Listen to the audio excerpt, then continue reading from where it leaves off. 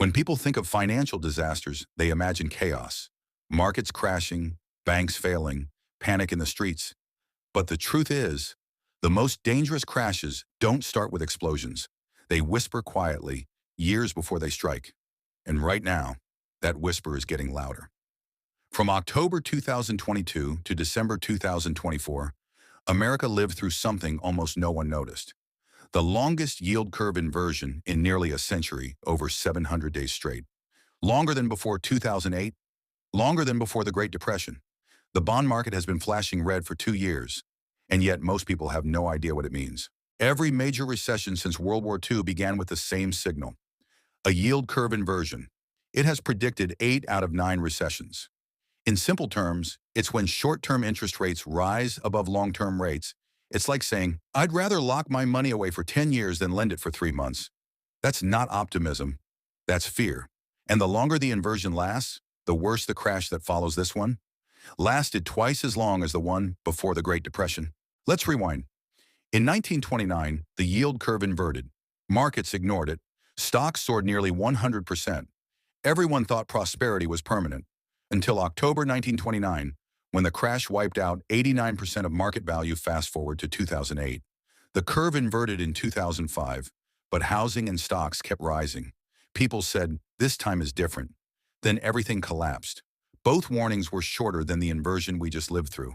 The yield curve tells a story of pressure. When it stays inverted, it means the Federal Reserve has kept rates too tight for too long. Banks pull back on lending. Businesses stop expanding.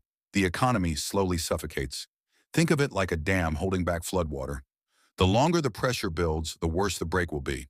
And now that the curve has normalized, history says recessions usually start 6 to 18 months later. We're in that window. Right now. The symptoms are already here. Credit card debt has hit a record $1.2 trillion. Delinquencies have doubled since 2022. Corporate bankruptcies are climbing. Regional banks are sitting on massive paper losses. Commercial real estate is cracking. Office towers half empty, retail stores closing. Consumers are borrowing just to survive. 8-year car loans, credit cards for rent, refinancing homes to pay bills. This isn't prosperity. It's desperation disguised as normal life. This time it's not just banks or housing, it's everything. The government is drowning in debt. The Federal Reserve has no easy way out. If they cut rates, inflation returns. If they hold them high, the economy breaks.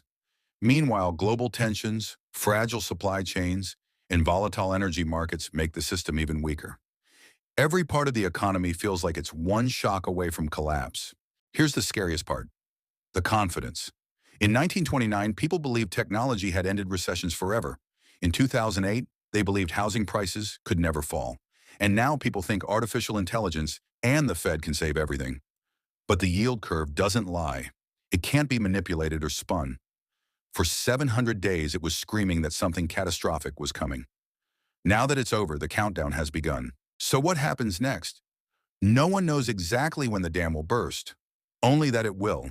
A system built on cheap money and endless debt can't last forever. When it falls, it won't be just one market or one nation.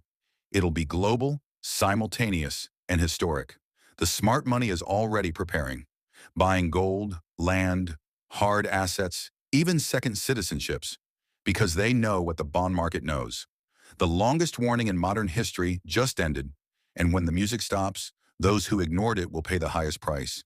The question isn't if the reckoning comes, it's whether you're ready when it does.